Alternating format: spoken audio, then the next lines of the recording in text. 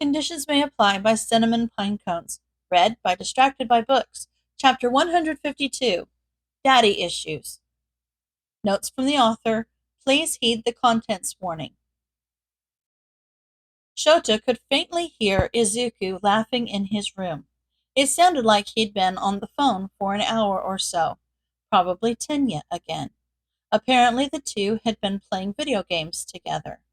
The morning after the first time they had heard him chatting in his room, Zashi had asked him who he'd been talking to in the car on the way to school, and that's what he told them.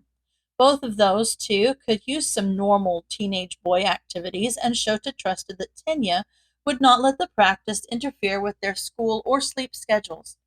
Not that Izuku had a sleep schedule to speak of.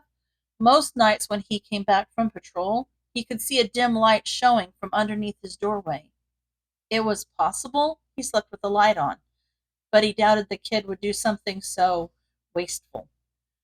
It was Thursday night. He told himself he was going to tell him tonight. Zashi was in the kitchen prepping some lunches for tomorrow. Even if he could break a promise to himself, he couldn't break a promise to Hizashi. Izuku needed to know. It was his right to know. There was no way that Tenya would allow them to stay on call on a school night past 9 o'clock, and it was 8:48 right now. He could feel each second tick by painfully. He was laughing, for God's sake. He was happy. How is he supposed to go in there and ruin that? Shota sat at the table, not even bothering to pretend he was working anymore. He hadn't spared the papers in front of him so much as a glance in the last 10 minutes. He was so lost in his thoughts that he didn't realize Hizashi was done in the kitchen until they took their usual seat next to him at the table. I haven't heard anything in nearly 15 minutes now. I think he's off the call, they informed him. Yeah, he agreed, but made no move to stand. You still think it's better to do this solo? Yeah, he regretfully restated. Izuku wouldn't want to have an audience for this. Honestly, Shota didn't doubt that he'd rather get the news via text message so no one had to see him at all, but that wasn't going to happen for obvious reasons. It's going to be all right, Sho. He's bounced back from worse, they tried to reassure. He wanted to argue that he shouldn't have had to bounce back at all because none of this should have happened in the first place, but they both knew that. There was nothing for it. What happened, happened, and he had to do what he had to do. He stood up and made his way to Izuku's door without another word. He knocked quietly, and he could see Izuku tense up in his mind's eye. Yeah? He heard his answer muffled through the door. Shota took that as permission to open the door, and, just as he had expected, Izuku was sitting tensely at the head of his bed. Hey, I've got some news. He started. Okay, what is it? Izuku answered nervously. He looked scared. He always looked so damn scared. Can I take a seat? He asked, gesturing to the vacant desk chair. He figured it wouldn't help either of them if he was looming over him as he spoke. When Izuku nodded, he left the door open and sat down. He doubted Hizashi would eavesdrop, and he felt better knowing they weren't far in case he screwed this up royally. It's about your father, he clarified, hoping to ease him into the reveal rather than slapping him across the face with it. My, okay, Izuku responded, clearly uncomfortable. Just rip the bandage off, Shota. He's dead. Izuku's expression didn't change. He didn't act as though he even heard Shota speak at all. He was just frozen in place. His focus went distant, like he wasn't really looking at anything. Kid? He pushed after a solid minute of silence. How? He asked quietly. An overdose. No suspicion of foul play, just an OD. He answered plainly. Izuku just nodded slowly, still not looking anywhere in particular, his eyes unfocused and haunted. Shota wished that the bastard was still alive so that he could knock his teeth in for putting that look on Izuku's face. When? He didn't want to answer that question.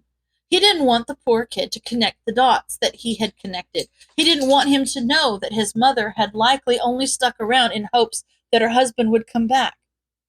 But he deserved to know. A little over 4 years ago, he answered, doing his best to keep any hint that the timing was significant out of his tone. He didn't doubt that Izuku would see the same connections that he saw, but in case he didn't, he wasn't going to help him along. He could see the flicker of recognition pass over Izuku's face, and it just about broke his heart. It was only a flash before his expression returned to blank and distant. After a moment, he looked back up at Shota. Okay, he replied quietly and with no inflection. Do you want to talk? No. Izuku cut him off before he could even finish his sentence. He wanted to ask if he was all right, but that was stupid. He clearly wasn't all right. Is there anything I could do? He asked awkwardly. No, leave. Please, I just want to be alone, Izuku answered shakily. He didn't want to do that. He didn't want to leave him alone to suffer like he had been for his whole life, but forcing the matter wouldn't do any good either. If you're not up for school tomorrow, let us know, he offered. Izuku just nodded. We're just down the hall. If you need anything, at any time. He stressed the last bit.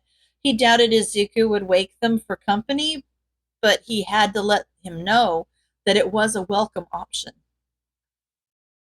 That was fast, Zashi noted tensely when Shota came back to the table to pack up his work for the night. Wasn't much to say.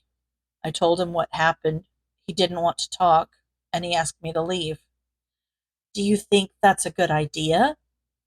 What else was I supposed to do? Tell him no? Hizashi sighed at that and let his shoulders drop. No, I guess not. I think one of us should check on him in a bit, though. They suggested. Yeah, okay. I'll check on him before bed, he agreed. Eraser closed the door behind himself as he left, and the quiet click sounded like a gunshot, like slamming doors and screaming, and he had just wanted a drink of water. He had just wanted some water. He knew better than to come out of his room when Papa was angry, but he was so thirsty, and Mama was supposed to be home over an hour ago. Papa had been angry about it, but he was quiet now. He'd been quiet for 15 minutes. Maybe he'd fallen asleep. He did that a lot. He'd lay down on the couch and fall asleep really quickly. Izuku could probably get a drink without waking him up. He was very good at being quiet. He got as far as filling up a cup in the kitchen sink before he heard a noise. It was the front door opening very quietly. Oh, good. Mama must be home. He could hear her quietly shuffling towards the kitchen with the telltale swishing sound of plastic bags that said she had gotten groceries. He was about to go help her carry them when all of a sudden there was a loud crash, and he could hear several things rolling across the floor. Oh no, that probably woke up Papa. He heard her mumble some words he wasn't allowed to say under her breath, and he thought about trying to sneak back to his room, but he wouldn't be able to do that without passing through their view in the hallway. It felt like everything froze for a few moments. Neither he nor Mama moved a muscle as far as he could tell, but it was too late now. Papa had woken up. Iko, where the hell have you been? He slurred. I was at work, and then I stopped at the grocery store on my way back, Mama answered in a pleasant tone. Supposed to be home an hour and a half ago. Took you an hour and a half to get 4 bags of groceries, Papa spat back. The train was delayed. Someone tried to derail the train ahead of mine to distract some heroes or something. I didn't get the whole story. Bullshit! He cut her off. It was on the news. I'm sure you can look it up. Do you think I'm stupid? He shouted at her. Izuku could hear her scooping the fallen groceries off the floor and wondered if he should hide in the cabinets instead. No, he was getting too big for that now. He would have to take something out to fit and it would make too much noise. What exactly do you think I was doing, Hisashi? Cheating on you after a 12-hour shift while still wearing my scrubs? I didn't even have to say it, 'cause you know what you did. No, you didn't have to say it because you accuse me of cheating on you every time I'm late. You're drunk. Sleep it off. She disregarded his rambling. Izuku could hear her making her way toward the kitchen, and there wasn't anything he could do but let it happen. I just had a 12-hour shift, then had to stand on a train for an hour with all these groceries. I'm not in the mood to deal with your... Oh, Izuku, good. You can put these away for me. She sighed with relief when she saw him standing there, frozen with terror. She set the groceries down on the counter, and he had to catch a jar of sauce before it rolled off and shattered on the floor. He slowly and carefully placed it back on the counter, as if his father wouldn't notice he was there if he moved slowly enough. Mama paid no mind to any of that and walked down the hall to their bedroom. You just gonna ignore me? You friggin' bitch! Papa cursed down the hall after her. Again, Izuku stood still, not even daring to breathe, and hoping against all hope that Papa would just walk away. Why couldn't he have just walked away? The moment Papa's eyes settled on him, the look of anger on his face doubled in intensity. Izuku didn't dare duck out of the way when Papa went to grab him by the arm. It only ever made it worse if he didn't cooperate. This is how I know you're a freaking skate. I didn't make a damn null, Papa yelled as he dragged Izuku down the hall. He went to open the door, but apparently Mama had locked it. She had looked really tired. She needed to sleep, so he couldn't blame her. Papa started pounding on the door with the hand that wasn't wrapped around Izuku's bicep and kept screaming insults at both of them. Izuku did his best to ignore everything he said, but he felt tears rolling down his cheeks regardless. He could see the door bow each time Papa's fist hit it, and he was supposed that it hadn't broken yet. Flames were starting to fall from Papa's mouth with every other sentence, and Izuku was scared. He needed to get out of here. He needed to get away from this. He needed... Mama wanted me to put away the groceries, he reminded Papa during a brief lull in his tirade. Stupid, stupid, stupid! He'd probably forgotten he was even there. He should have just kept his mouth shut. He should always keep his mouth shut. He should never draw Papa's attention for any reason. He was just so scared, and he wanted Papa to leave Mama alone so she could sleep. Stupid, stupid, stupid. As Papa slowly turned his head down to look at him, he could feel all the blood drain from his face. He was so scared that he felt dizzy with it. You talking back at me? Papa asked, cool anger seething in his tone. He shook his head. He knew better than to speak again. I don't care what your whore of a mother wants. You ruined our damn lives, you geneless freak! Fire flung from his mouth like spittle, and he flinched away right as Papa was adjusting his grip. He knew better than to run. He knew better. He knew it would only make it worse, but his body didn't listen. The second he was free, he started scrambling away. He didn't get more than 3 feet down the hall before that hand closed around his arm again.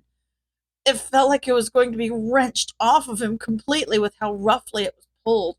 He was so disoriented and dizzy and scared that he didn't even know where he was until he hit the wall.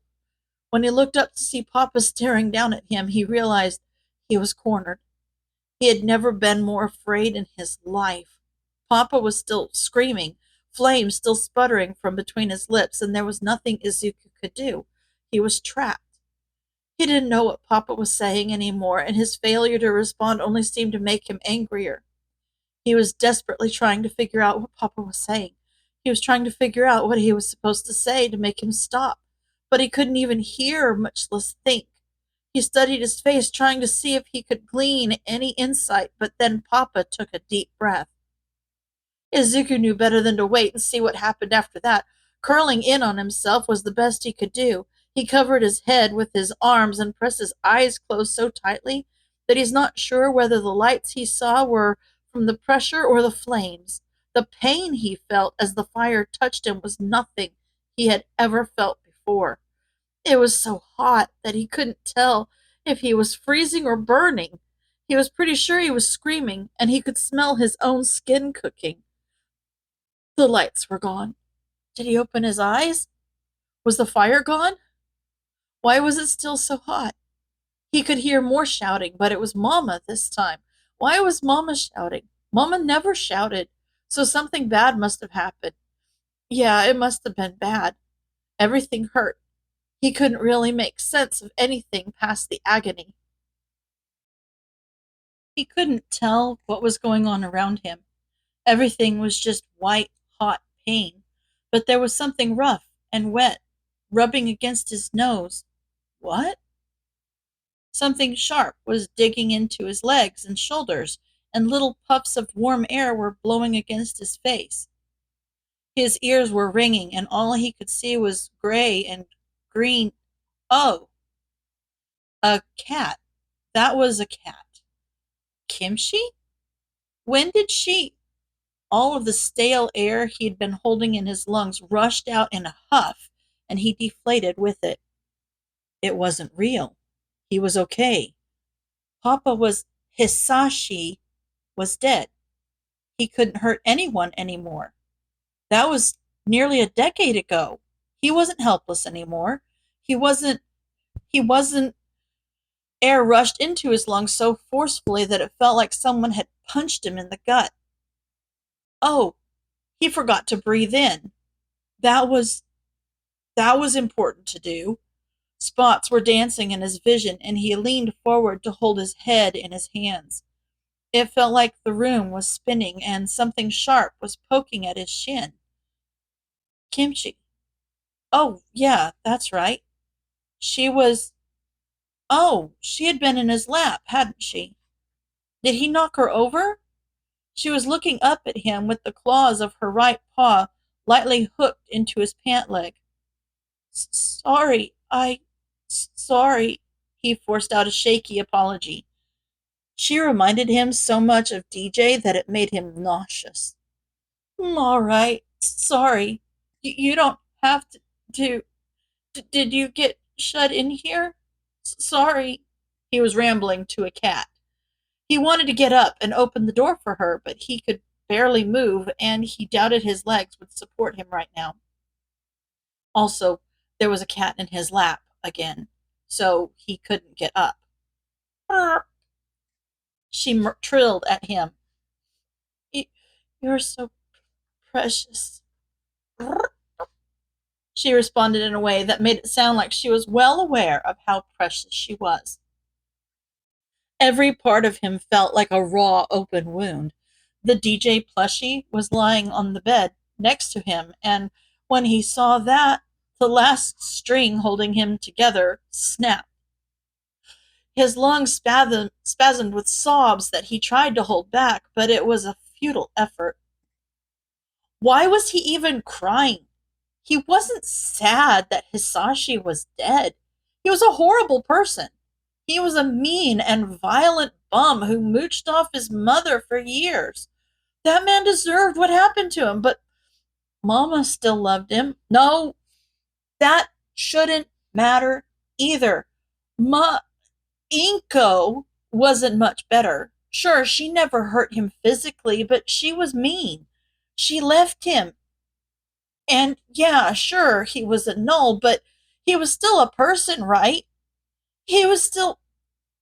God, he left him because Papa was never coming back, didn't she? She never loved him. She was. He was only ever an obligation, an anchor weighing her down. Meow. Kimchi interrupted his train of thought. She was staring up at him and flicking her tail like his tears upset her. Why does she care? All he had ever done was avoid her. She head-butted his chin and got tears in her fur for her efforts, though she didn't seem to care. She was a spoiled cat. She had no concept of quirks or worth or anything. All she did was love. None of his flaws mattered to her. She just wanted everyone to be happy like she was. He wished it was all that simple. She was so sweet. He let himself bury one hand into her soft fur and just let it rest there until the tears stopped running down his face. She made herself at home in his lap and laid down once his breathing started to even out. He's not sure how long he sat there like that. Time, like everything else, was distant right now. Eventually, there was a knock at the door, but he couldn't bring himself to answer it. It was quiet for a while, and then the knock came again. He was supposed to answer that. A voice on the other side of the door warned him that they were going to come in, but still, he couldn't bring himself to do anything. The door opened to reveal Eraser, looking a little concerned and wearing his pajamas. What a strange sight. The events that brought him here were so improbable. You make a friend? He asked, gesturing to the cat in his lap. He looked down at her dozing, and his hand was still resting on her back. He felt the vibrations of her purring and the steady rise and fall of her breaths. He looked back up to Eraser and nodded. She hates it when anyone but Bastard is upset, but I think that's just because Bastard is always upset. Eraser explained. What a good cat. You all right, kid? Eraser asked and cringed slightly the moment the words left his mouth. No, he wasn't all right, but that wasn't unusual. He would be fine. He'd come back to himself eventually. He didn't have the words to say that right now, though, so he didn't say anything. Guess that was a stupid question. Eraser backpedaled. Izuku huffed out a little laugh at that. Is there anything we can do? He asked instead after a beat. Izuku just shook his head. I meant what I said earlier. If you need anything, at any time, just let us know. We really don't mind. We want to help. He was so kind. He wanted to say thank you or that he was sorry that they had to deal with all of this to begin with, but he hardly had the motivation to breathe, much less speak, so again he just nodded. Can I leave the door cracked so she can leave to use the litter box if she needs to? Another nod. You'll let us know if you're not up for school tomorrow? I can get you the notes. Eraser offered for a second time. He nodded again. Hopefully, tomorrow would be better. End of chapter.